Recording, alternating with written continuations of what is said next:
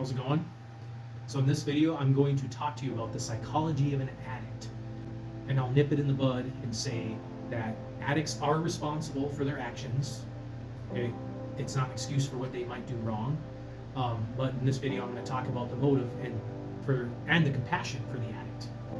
So the purpose of an addiction is to escape a meaningless life. That was what Carl Jung said. Carl Jung says that an addict is addicted because they're trying to escape a life with no meaning. They're basically trying to lubricate life, right? And they feel like they got nothing else going for them. And a lot of us on the outside looking in might see like, wait a minute. How could they not feel that way? Look at everything they got. Why do they use drugs? Why do they drink? It's more complicated than that.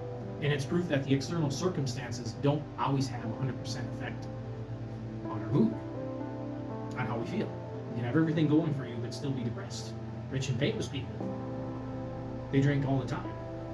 Not all of them. There's a handful. I mean, those things come at a price. So naturally, when we have all these things, some of us, well, who am I kidding? I think all of us take things for granted. It's human nature. So we might not live up to a certain standard or meet a certain quota or threshold, and that might cause us to be depressed and anxious, and that can motivate someone to want to drink. Or use drugs in general. Because I've done that. There a lot of times when I used to drink, it was because like I couldn't see the beauty in things, and then when I would drink, then all of a sudden it became clear because it slowed down my thoughts.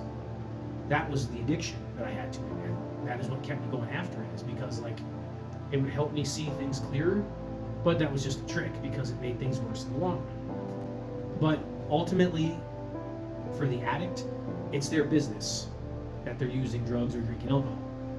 Do we have to show tough love if they do something wrong to us? We should, yes. That doesn't mean be judgmental. Hold them accountable, yes. Don't enable them? Absolutely. Do not enable them. But we don't have to be judgmental, because we don't know what's going on in their heads. We might think we do, from the outside looking in. And yeah, their actions can say a lot about them, about what their motives really are and all that, but still, ultimately it's their business. And if it's really that bad, if it's making the relationship toxic, then we have to do what I've mentioned in other videos, and that is put our foot down, take that stand, and keep your distance and pray for them and let God deal with them. That's all we can do. Like I said, the tough love is necessary. Putting your foot down is necessary. That's all you really have to do. That's really all you can do.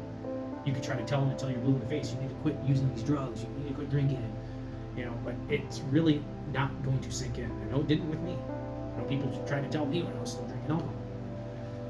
And I've been sober for a year and 9 months at this point.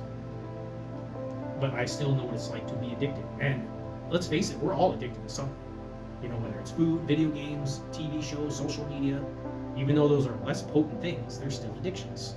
So we're all guilty of being addicted to something. We pray that they get the help they need. If they're, making an effort to get better and they're showing signs of improvement, the relationships getting better, then yeah, hang in there, right? Don't give up on it. I hope that was meaningful and helpful, and you all have a good night. Thanks for tuning in.